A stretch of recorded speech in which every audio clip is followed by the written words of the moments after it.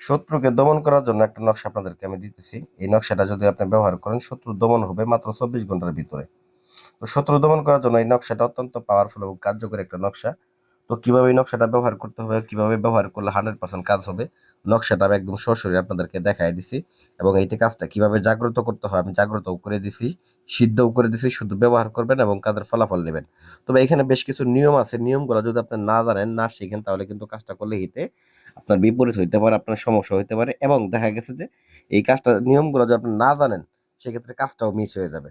তো আপনি একটা ধৈর্য সহকারে, আপনার প্রয়োজনেই কিন্তু মানুষ এইগুলা কাজ করতে বসে, ও প্রয়োজনে কিন্তু কেউ এগুলা কাজ করতে বসে না।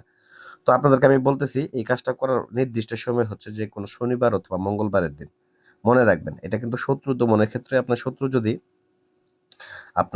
যদি আপনাকে অতিষ্ঠ করে ফেলে, আপনাকে জ্বালা যন্ত্রণা দেয়, সেক্ষেত্রে আপনি এই বিদ্যাটা ব্যবহার করতে পারেন।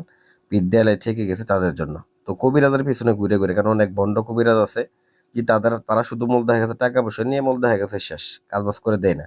তো সেক্ষেত্রে সাবধান থাকবেন। আমি বারবার বলতেছি, নিজের কাজ নিজের সমাধান করবেন। তো আমরা পরামর্শ ছাড়া আমরা কাজ করি না এমনটা না, কাজ করি। তো আমরা যাদের কাজ করি ওরকম ভালো লোকের কাজগুলা করি। তো বিনা কারণে যারা ক্ষতি করে তাদের কাজগুলো আমরা নেই না। তো যাই হোক, পরবর্তীকালে এই নকশাটা শনিবার অথবা মঙ্গলবারের দিন আপনারা উত্তর দিক করে আসন করে একটা সাদা কাগজের ভিতরে অঙ্কন করবেন। অঙ্কন করে শত্রুর নাম, শত্রুর বাবার নামটা লিখে নেবেন। লিখে নেওয়ার পরে এটাকে একটা তাবিজের মধ্যে ভরে নেবেন। তাবিজের মধ্যে ভরে এই নকশাটাকে আপনাকে কি করতে হবে, এই যে মেয়ে মানুষের যে চুলগুলো আছে, হ্যাঁ, পড়ে যাওয়া চুল, এই মেয়ে মানুষের চুলগুলো দ্বারা ভালো করে পেঁচায় দিতে হবে এই তাবিজটাকে।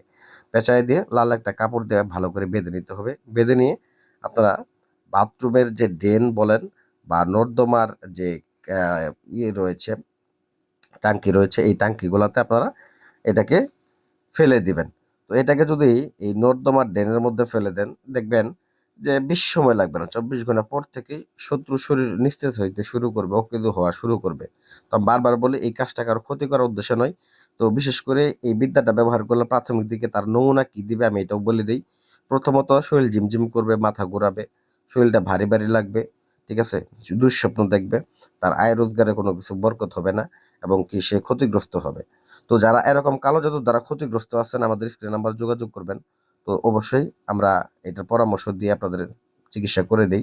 আপনাদের দরকার হলে আমাদের সাথে যোগাযোগ করতে পারেন। তো অনেকের অনেক ধরনের সমস্যা দেখা দেয়, তো আপনারা এই থেকে সাবধান থাকবেন।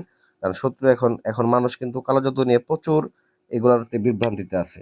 তো সাবধানে থাকবেন, নিজেকে কালো জাদু থেকে হেফাজতে রাখবেন, অযথা কাউকে ক্ষতি করবেন না। ধন্যবাদ সবাইকে। ভিডিও লাইক করবেন, চ্যানেল সাবস্ক্রাইব করবেন।